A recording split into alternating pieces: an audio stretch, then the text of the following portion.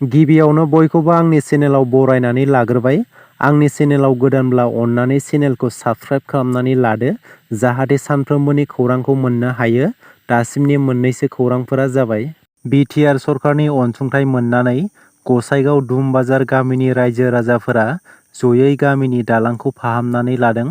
गसाइगाव महकुमानि सिङाव थानाय रायमना माहारियारि हाग्राजों नांजाबनाय दुमबाजार गामिनि दालांनि हालोदा थांनाय 2 बोसोरनिफ्रायनो जोबोद गाज्रि थासारियाव दङमोन। बे दालांखौ फाहामनो थाखाय बिटिआर सरकारा अनसुंथाइ हरदों आरो बिटिआर सरकारनि अनसुंथाइ मोननानै गामिनि रायजो राजाफोरा गोजोननाय फोरमायदों। बे दालांआनो गामिनि सुबुंफोरनि हान्था मेलानि थाखाय जोबोरैनो गोनांथारमोन। दालां गैयैनि जाहोनाव गामिनि सुबुंफोरा दैज्लां बोथोराव थांलाय फैलाय खालामनो आरो फरायसा फरायसुलिफोरा फरायसालियाव थांलाय फैलाय खालामनायाव गोबां जेंनाजों भुगिबोदों। बे दालांखौ लानानै गामिनि रायजो राजाफोरा बिटिआर सरकारखौ गोदानै बानायना होनो खावलायदोंमोन। नाथाय बे दालांनि गोदान सेंसन गैयैलाय गासै 50,000 रां हरनानै बै दालांखौ फाहामना लानो खावलायो। बेखौ लानानैनो गामिनि रायजो राजाफोरा सिगांनि थाखानाय गोजाम दालांखौनो दैज्लां बोथोरनि सिगां फाहामना लायो होननानै गामिनि रायजो राजाफोरा फोरमायो। रायजो नाङैनो जल जीवन मिशननि गेजेरजों लोंग्रा दैनि जेंना सुस्रांनो नागिरदों। नाथाय बेबादि समावबो निखासि खलबारि गामिनि रायजो राजाफोरा लोंग्रा दैनि आंखालाव भुगिनांदों। दैयानो सुबुं माहारि लोगोसे जिब जुनारफोरनि जिउ। दै नङाब्ला जिउआरिफोरनि थांना थानाया गोब्राब। थिग बेबादिनो सानफ्रोमबोनि जिउआव बायदि खामानियाव बाहायनाय आरो लोंग्रा दैनि आंखाल नुजाथिदों। बाक्सा जिल्लानि बेन्दोंआव थानाय निखासि खलबारि गामिनि रायजो राजाफोरा। गामिनि रायजो राजाफोरा फोरमायनाय बादिब्ला लोंग्रा दैनि थाखाय गोबां गोजान गोजान जायगायाव थांनानै दैखौ लायनांगौ जादों लोगोसे गोबां जेंनाजों मोगा मोगि जानांदों होननानै फोरमायदों। मख'नो गोनांदि बे गामियाव गोग्गो लोंग्रा दैनि मावबिथांखिखौ सरकारा होदोंब्लाबो नाथाय दिनैसिमबो आबुङै मावफुंजोबना होयैयाव गोबां लोंग्रा दैनि जेंनाजों मोगा मोगि जानांदों होननानै फोरमायदों निखासि खलबारि गामिनि रायजो राजाफोरा।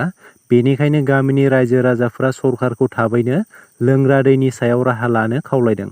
आसामनि बारग' केबिनेट मन्थ्रि थानेश्वर बर' बिथाङा 86 बोसोर बैसोआव मैया फुंबिलिनि 7:05 रिंगायाव रुंसारि जायो। बिथांखौ बिखानि गोब्राब बेरामनि थाखाय गुवाहाटी मेडिकेल कलेज एन्ड हस्पिटालाव थिसननाय जादोंमोन। आसामनि बारग' सोलोंथाइ आरो खाजोना मन्थ्रि थानेश्वर बर' बिथांखौ 9 मेआव देहा फाहामसालियाव थिसननाय जादोंमोनब्लाबो बेनि उनाव बिथांखौ जिएमसिएचनि आइसिइउआव लांनाय जादोंमोन। मख'नो गोनांदि थांनाय 2016 मायथाइयाव आसामनि बारग' सोलोंथाइ मन्थ्रि थानेश्वर बर' बिथाङा सिगाङाव सावस्रि जेंनाफोरजों मोगा मोगि जानांदोंमोन। थांनाय बोसोराव सरखारि मददनि गेजेरजों आसाम खुंथायआ फाहामथायनि खरसाखौ सुफुंनो आखायाव लादोंमोन। मिथिनो मोननाय बायदिब्ला बिथांनि जिउ गैयै गोथै देहाखौ गुवाहाटीनिफ्राय रङियासिम लांनानै बेनि उनाव गोबां दोलो आफादफोरा मान बावदों। दिनै 18 मे बर' बिजों सान। बिटिआर हालामनि गासैबो सोलोंथाइ फसंथानजों लोगोसे सरखारि आरो सरखारि नङि फसंथानफोराव जेबो गोहोम खोख्लैयालासिनो दिनै 18 मे खालारखौ गाजा गोमजायै बिटिसिनि गासैबो गनायजाथाव बिफानफोराव बर' बिजों सानखौ फालिनो बिथोन होनाय जादों। बड'लेण्ड हायुङारि गौथुमा बड'लेण्ड हायुङारि गौथुमनि गाहाय मावफुं सोद्रोमानि गनायथिजों बे बिथोनखौ होनाय जादों। बर' थुनलाइ आफादा 1952 मायथाइनि 16 नभेम्बराव जोनोम मोनो। बे आफादनि गोबां सोमावसारनाय आरो नांथाब जुजिनायाव बर' बिजों महरै गुदि बर' फरायसालियाव 1963 मायथाइनि 18 मे खालि सोसननाय जायो। बै सानखालिनिफ्रायनो बर' हारिया 18 मे अक्ट'आव बर' बिजों सान महरै फालिबोदों। बे समाव जायफोर जुलि जानो सानदों बैसोरनि थाखाय मिथिनो गोनां खौरां। बे बारनिफ्राय हौवा गोदान आरो हिनजाव गोदाना मानिनांगोन माखासे गोनां नेमखान्थि। गोजौ बिजिरसालिया गोदानै जुलि जानो नागिरनायफोरनि थाखाय मोनसे नेमखान्थि फोसावदों। जुदि बे नेमखान्थिखौ हौवा गोदान आरो हिनजाव गोदाना मानिया अब्ला बिजिरसालिया बेखौ गनायथि होनाय जानाय नङा। जुलियाव मोननाय अनथोब एबा जोथोबनि मोनसे फारिलाइ बानायनांगोन। मोन्नैबो नखरा गोरोबनानै जुलियाव मोननाय गासैबो अनथोबफोरखौ फारिलाइयाव लिरनांगोन। बे नेमखान्थिखौ जुलिनि समाव अनथोबखौ लानानै गोबां दावराव दावसि जानायनि जाहोनाव लानाय जादों। जुलियाव मोननाय अनथोब एबा जोथोबनि फारिलाइ खालामनांगोन जाहाथे रावनिबो नखराव अनथोब एबा जोथोबनि सायाव नंखाय दाय एबा जोथोबखौ लानानै दावराव दावसि जानो हाया। बे गोनांथार नेमखान्थिखौ एलाहाबाद गोजौ बिजिरसालिया फोसावना होदों। अरुण'दय बिथांखिखौ लानानै मोनसे गोदान नेमखान्थि फोसावदों सरकारा। अरुण'दय मोनै गासै आइजोफोरा बे खेबाव मोनगोन रेशन कार्ड। बे खेबाव रावबो आइजोफोरानो अरुण'दय आस'निखौ मोनालासे थानाय नंलिया। बेनि थाखाय जायफोर आइजोफोरना रेशन कार्ड गैया बैसोरनो थाबैनो रेशन कार्ड होनो खावलायदों सरकारा। मानोना अरुण'दय आस'निनि थाखाय रेशन कार्डनि जोबोरैनो गोनां। 15 आगस्तनि सिगां जाय आइजोफोरा अरुण'दय मोनाखै बैसोर आइजोफोरा अरुण'दयनि रांखौ मोनगोन। बेजों लोगोसेनो लाखपति बायदेव आस'निनि रांखौबो थाबैनो मोननो थांगासिनो दङ। जायफोर लाखपति बायदेव आस'निनि थाखाय फर्म जमा होदोंमोन बैसोर 15 आगस्तनि उनावनो लाखपति बायदेव आस'निनि रांखौ मोननो थांगासिनो। गिबियाव 10,000 रांखौ लाखपति बायदेव बिथांखिनि गेजेरजों मोनगोन।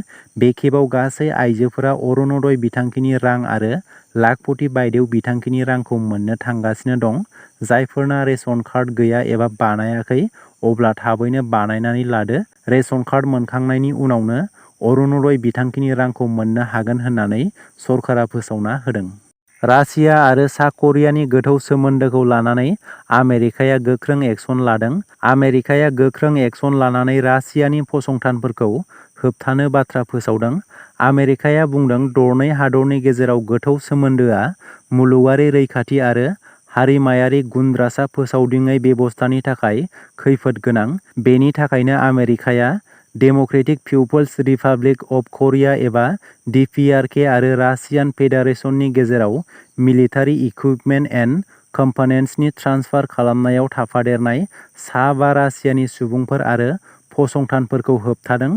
मानोना रासियाया इउक्रेनाव गाग्लोबनो थाखाय सा करियाखौ फोथायदों आरो सा करियानि गेजेरजों दैथायहरनाय माखासे बेलिस्टिक मिसाइलखौ बाहायदों। आमेरिका आरो खोला करियाया दाय जाबसिनदों। सा करियाया इउक्रेनाव गाग्लोबनो थाखाय रासियानो हाथियारफोरखौ जगायनानै होदोंमोन। नोंथांमोनाबो गामि गामि हाबनानै मुवा बेसाद बायदि बायदि फानफैनायफोरखौ खम बेसेनाव बायोब्ला सांग्रां जानाया गोनां। बेबादिनो सिखावै लाबोनाय मुवा बेसाद बायनायनि दायाव सानै आइजोजों लोगोसे सा 7 सुबुंफोरखौ खानाय जादों। जनायाव गामि गामि हाबनानै मुवा बेसाद फानफैनायखौ बायनायाव मोनसे जाथाय जादों। जनाय पुलिसआ सानै आइजोफोरजों लोगोसे सा 7 सुबुंफोरखौ खादों। जनाय पुलिसजों खाजानाय सुबुंफोरा फोरमायनाय बायदिब्ला गुबुन गुबुन जायगानिफ्राय सिखावै खावनानै लाबोनाय मुवाफोरखौ बायदोंमोन। जनाय पुलिसआ गोबां प्रेसार कुकारजों लोगोसे गंसे दै मटरबो बोखांनो हादों।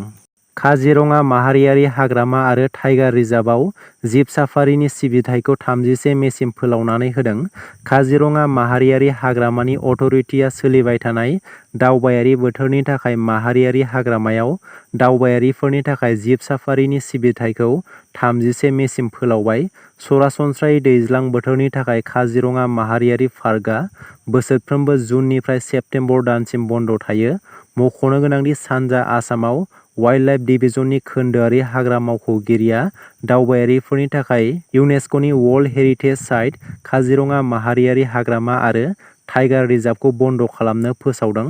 मख'नो गोनांदि गाज्रि बोथोर आरो माहारियारि हाग्रामानि सिङाव लामानि जेंनागोनां थासारिखौ नोजोर होनानै सिगाङाव काजिरङा माहारियारि हाग्रामा आरो टाइगार रिजार्भआव दावबायारि बोथोर 2023-24 नि थाखाय फारियै 1 मे आरो 16 मेनि गेजेराव बन्द फोसावदोंमोन। मख'नो गोनांदि खोन्दोआरि हाग्रा मावख'गिरिया काजिरङा माहारियारि हाग्रामा आरो टाइगार रिजार्भआव जिब साफारिखौ दावबायारि बोथोरनि 31 मेसिम फोलावनानै होदों। बे बाथ्राखौ मख'नाया गोनांदि मैदेर साफारिया सोलिफु दावबायारि बोथोरनि थाखाय सिगांनिफ्रायनो बन्द जानानै दंखायो। अखा एबा दै मोनैनि जाहोनाव साहा आबादारिफोरा जेंनाजों मोगा-मोगि जानांदों। सा 12 साहा आबादारिफोरा लोगो नांना क'क्राझार सहरनि सानजा फारसे थानाय खाख्रिखला गामियाव 400 बिगानिबो बारा हायाव एमएस मादार टी फेक्टरि क'अपारेटिभ ससाइटि लिमिटेड मुंजों गोलाव समनिफ्रायनो साहा आबाद खालामबोदों, जेराव सा 80 आइजो आरो सा 20 हौवा सुबुं फ्राय 100निबो बांसिन खामानि मावग्राफोरा बे साहा बागानाव खामानि मावना गावसोरनि जिउ खुंगासिनो दं। नाथाय आथिखालाव बोथोरनि जेंनायाव अखा हानांगौ समावबो हायैयाव साहा आबादा नांगौ बायदि दै मोनैलाय गोरलै बिलाइफोरा खिलिखांनो हायाखै। लोगोसे साहा बिफांफोरा रानलांनो हमदों, जायनि जाहोनाव साहा बिलाइ खाग्रा एबा गासै साहा बागानाव खामानि मावग्रा सुबुंफोरनो सानफ्रोमबो खामानि होनो हानाय जायाखै, जायनि जाहोनाव गोबां जेंनायाव गोग्लैनो गोनां जादों। थांनाय 2022 मायथाइयाव आसाम सरकारा साहा आबादफोराव नांगौ बायदियै दै जगायथाय होनो खोथा होदोंमोनब्लाबो आथिखालाव बेनि जेबो फिथाइ मोननो हायाखै। बेनिखायनो बे दैनि जेंनाखौ सुस्रांना होनो थाखाय बिटिआर सरकारनि दै जगायथाय बिफाननिसिम खावलायहरदों एमएस मादार टी फेक्टरि क'अपारेटिभ ससाइटि लिमिटेडनि सोद्रोमाफोरा। Indian air फर्सआ Hindustan एर'नटिक्स लिमिटेडनि Tejas MK-1A fighter एयारक्राफ्टखौ आजावनो थांगासिनो। 2024 मायथाइनि जुलाइ दानाव बे Tejas MK-1A fighter एयारक्राफ्टखौ Indian air फर्सआ लासिगोन। थांनाय मार्च दानाव बे फाइटार एयारक्राफ्टनि गिबि ट्रायलखौ लानाय जादोंमोन। आसामाव बलिउडनि मुंदांखा फावखुंगुर शाहरुख खानआ फैगोन। आसामाव IPL नायनो थाखाय शाहरुख खानआ फैगोन। शाहरुख खानआ कलकाता नाइट राइडार टीमखौ सापर्ट खालामनो गुवाहाटीआव फैगोन। राजस्थान आरो कलकातानि टीमआ रबिबारखालि बरसापारा स्टेडियामाव गेलेगोन। शाहरुख खानजों लोगोसे बिथांनि फिसाजो सुहाना खान आरो बलिउडनि मुंदांखा फावखुंग्रि जुइस आउला अनन्या पान्डेआबो IPL नायनो थाखाय आसामाव फैगोन होननानै मिथिनो मोन्दों। दासिमनि मोननैसो गोनां खौरांफोरा बेनोमोन। गोजोन्थों।